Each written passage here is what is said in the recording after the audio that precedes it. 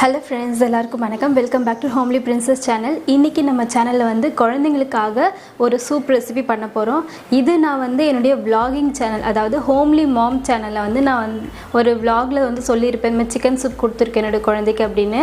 நிறைய பேர் வந்து சிக்கன் சூப் ரெசிபி வந்து ஷேர் பண்ணுங்க அப்படின்னு சொல்லியிருந்தீங்க. ஸோ அவங்களுக்காகவே இந்த வீடியோ வந்து நம்ம ஹோம்லி பிரின்சஸ் சேனலில் போட போகிறேன். ஏன்னு பார்த்தீங்கன்னா, இது நான் குழந்தைக்கு கொடுத்தேன்னு சொன்னேன் இல்லையா, அதனால் நீங்கள் உங்கள் குழந்தை வச்சுருக்கீங்க, ஒரு வயசுக்கு மேலே இருக்கிற குழந்தை வச்சுருக்கீங்க அப்படின்னா தாராளமாக இந்த சூப் வந்து நீங்கள் செஞ்சு உங்கள் குழந்தைக்கு கொடுக்கலாம். ஸோ அந்த சூப் ரெசிபி செய்கிறதுக்கு என்ன பொருள்லாம் தேவை, அது எப்படி செய்யலான்னு பார்க்கலாம் வாங்க. அண்ட் நம்ம சேனலுக்கு நீங்கள் புதுசாக இருந்தீங்கன்னா மறந்துடாமல் சப்ஸ்கிரைப் பண்ணி வச்சுக்கோங்க. அண்ட் பக்கத்தில் இருக்கிற பெல் பட்டனையும் ப்ரெஸ் பண்ணிவிடுங்க. அப்போ தான் நான் போடக்கூடிய எல்லா வீடியோஸையும் நீங்கள் மிஸ் பண்ணாமல் பார்க்கலாம். அண்ட் உங்களுக்கு விலாகிங் பிடிக்கும், சமையல் பிடிக்கும், என்னுடைய லைஃப் ஸ்டைலாம் பார்க்க பிடிக்கும் அப்படின்னா உங்களுக்கு ஹோம்லி மாம் சேனலோட லிங்க் நான் டிஸ்கிரிப்ஷனில் கொடுக்குறேன், செக் பண்ணி பாருங்கள்.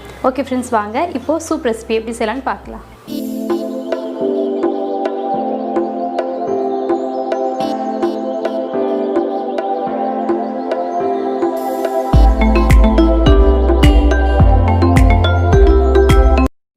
ஸோ இப்போ இந்த சூப் செய்கிறதுக்காக நான் வந்து ஃப்ரெஷ்ஷாக வந்து பவுடர் அரைச்சி எடுத்துக்க போகிறேன். அதுக்கு வந்து பார்த்திங்கன்னா ஒரு 1.5 ஸ்பூன் அளவுக்கு தனியா, 1 ஸ்பூன் ஜீரகம், 2 ஸ்பூன் மிளகு.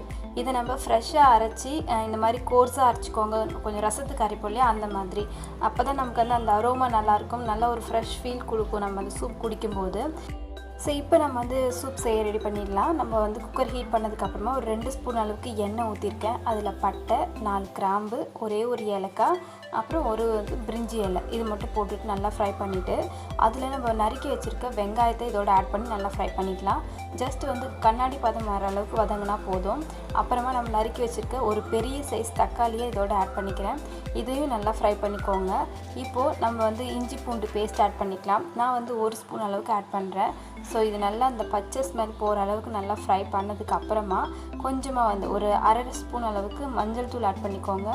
கொஞ்சமாக கல்லுப்பு, கருவேப்பிலை ஒரு கொத்து, புதினா, மல்லித்தழை, இது எல்லாத்தையுமே போட்டு நம்ம நல்லா ஃப்ரை பண்ணிப்போம். இது ஒரு ரெண்டு நிமிஷத்துக்கு ஃப்ரை பண்ணிக்கோங்களேன், அடி பிடிக்காமல் நல்லா ஃப்ரை பண்ணிகிட்டே இருங்க. இப்போ நம்ம வாஷ் பண்ணி வச்சுருக்க சிக்கன் ஆட் பண்ணிக்கலாம். நான் வந்து சிக்கனில் எலும்பு அப்புறம் வந்து கொஞ்சம் சதை இருக்கிற மாதிரி தான் போட்டிருக்கேன். ஏன்னா குழந்தைக்கு கொஞ்சம் மசிச்சு கொடுக்கலாம் அந்த சிக்கன் எல்லாம் அப்படின்றதுனால அதை போட்டிருக்கேன். கடையில் பார்த்திங்கன்னா அந்த எலும்பு மட்டும்தான் கொடுப்பாங்க, எலும்பு மட்டும்தான் போட்டு செய்வாங்க. நம்ம வீட்டில் செய்கிறதுனால கொஞ்சம் வந்து அந்த எல்லாமே இருக்கிற மாதிரி போட்டுக்கலாம். ஸோ நெக்ஸ்ட்டு நல்லா இது ஃப்ரை ஆனதுக்கு அப்புறமா நம்ம வந்து தண்ணி ஊற்றிக்கலாம். சூப்புக்கு தேவையான அளவுக்கு தண்ணி, நான் வந்து ஒரு 3 கிளாஸ் அளவுக்கு தண்ணி ஊற்றிக்கிறேன். இது நம்ம ஊற்றிட்டு நல்லா மிக்ஸ் பண்ணிட்டு நம்ம லிட்டு போட்டு ஒரு 5 விசில் வச்சு எடுத்துக்கலாம். அவ்வளோதான், நம்மளோட சூப் வந்து ரெடி ஆகிடும்.